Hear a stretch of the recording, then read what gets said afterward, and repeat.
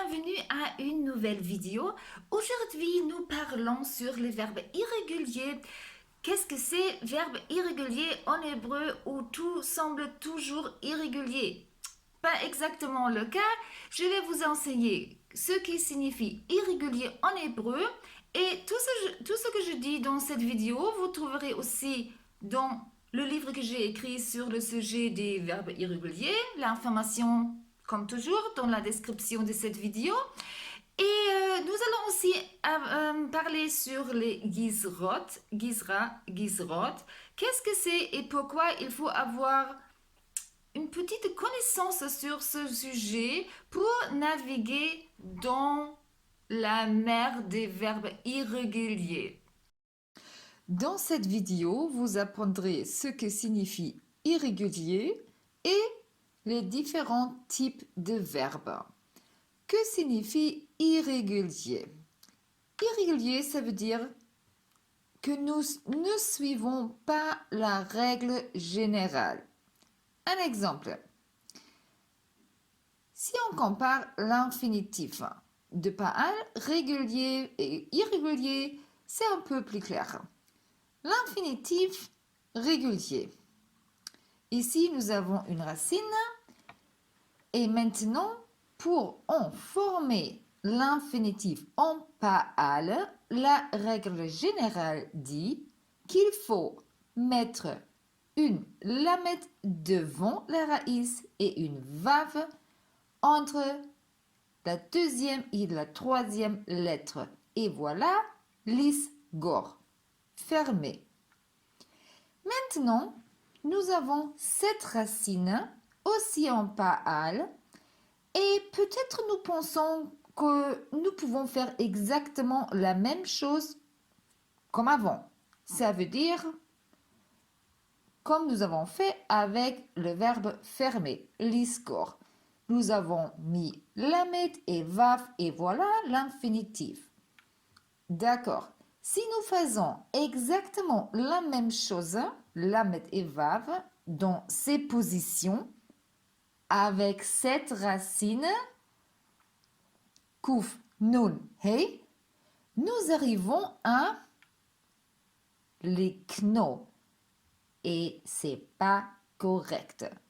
Pour cette racine, il faut échanger la hey pour une taf, liknot. Ça, c'est le verbe liknot, pas likno.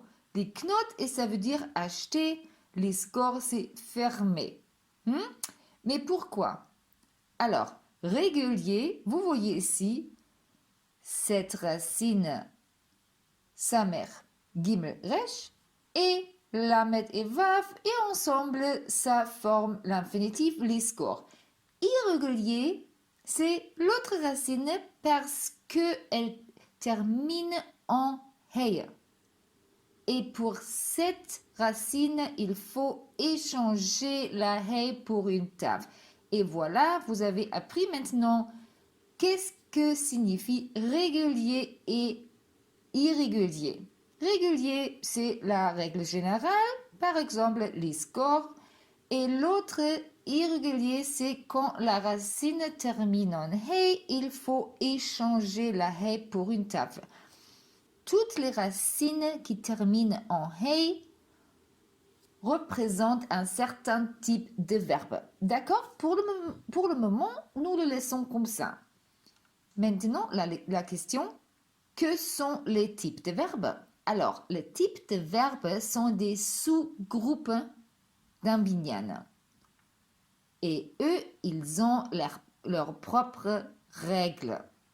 Par certes, tout ce que j'explique ici, vous trouvez aussi dans mes livres et dans le livre d'apprentissage. Par exemple, je vous explique comment est la règle générale. Je vous donne aussi des exemples et après, je vous présente les variations. Ça veut dire des irrégularités, ça veut dire des règles pour les cas irréguliers.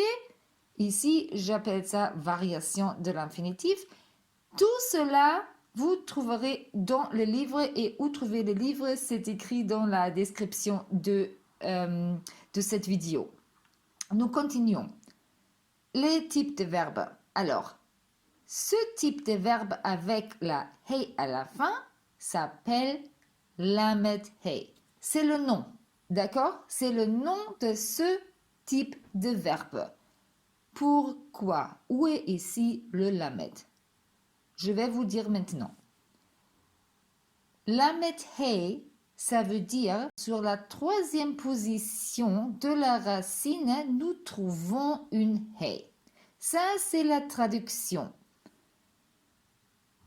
Sur la première position, il y a Kuf. La deuxième, là-bas, nous trouvons Nun. Et sur la troisième position, nous trouvons Hey. D'accord? Les types de verbes sont un système de numération. Ne vous inquiétez pas, je vais vous donner maintenant un survival guide, un guide pour survivre ce sujet en hébreu. Un type de verbe s'appelle en hébreu gizra, pluriel gizrot. C'est pas quelque chose qu'il faut savoir, mais si vous étudiez plus ce sujet et vous consultez des autres livres, il y a toujours ce nom gizra. Voilà, fini. Alors, les gizrot parlent de la position des lettres de la racine. Et c'est un système de numération. Et ce système de numération, je vais vous enseigner maintenant. Ici, nous avons une racine en blanche. D'accord? Et nous avons 1, 2, 3. Hébreu de la droite à gauche. Bien. Ici à droite, notre racine. Kuf, Nun, Hey. Et nous avons appris qu'avec le Hey, il y a un problème. 1, 2, 3. Et sur le numéro 3, nous trouvons la Hey. D'accord. Le système de numération pour les verbes hébreux n'utilise pas le numéro 1, 2, 3. Le système de numération pour les verbes utilise les lettres Pei, Ein, Lamed. Ça n'a rien à voir avec le binyan Pa'al. Rien. C'est le système de numération pour les verbes hébreux. Fini. Seulement pour ça. Dans tous les binyanim, numéro 1 c'est P, numéro 2 c'est Ein et numéro 3 c'est Lamed. Traduit à notre racine, ça veut dire si nous disons sur la troisième position, il y a une Hey.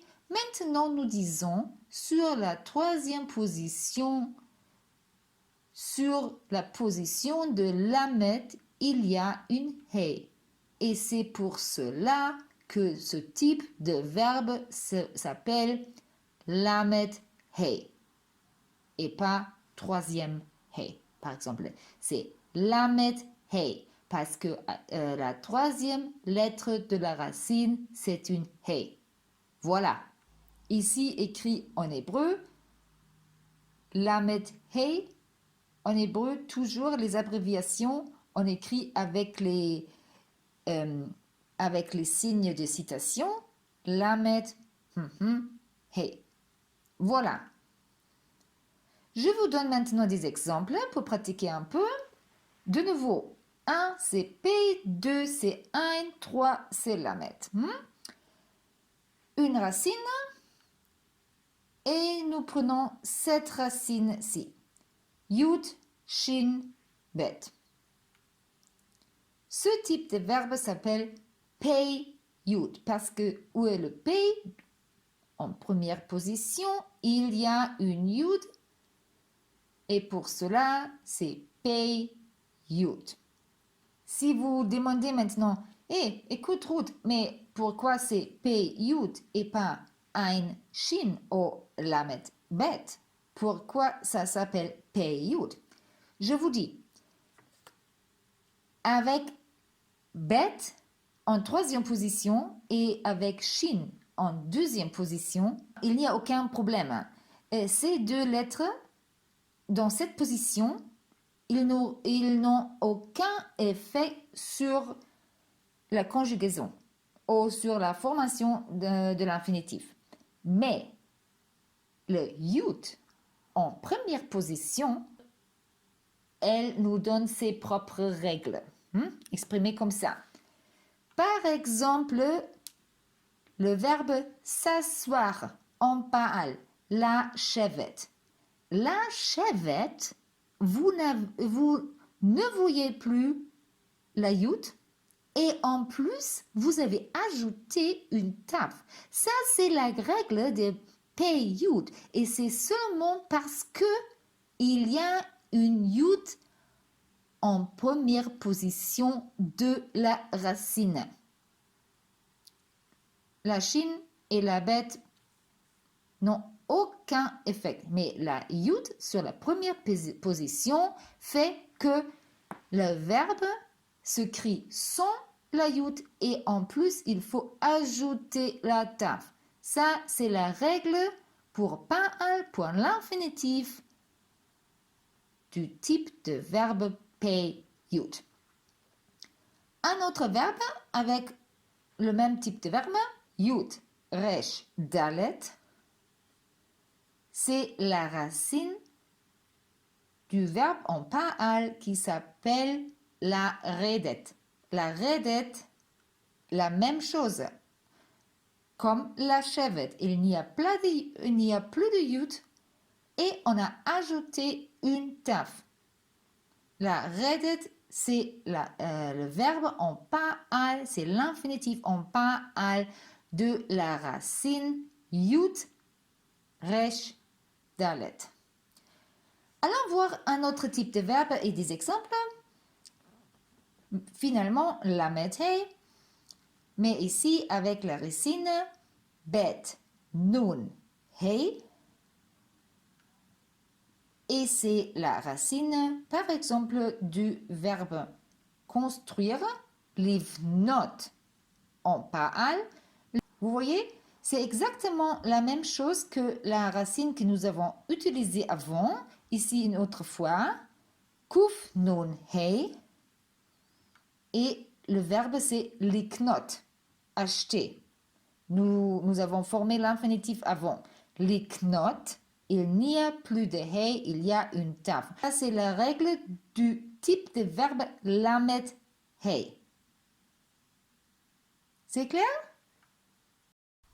Voilà, nous sommes déjà arrivés à la fin de cette vidéo et j'espère que vous avez bien compris cette leçon très importante.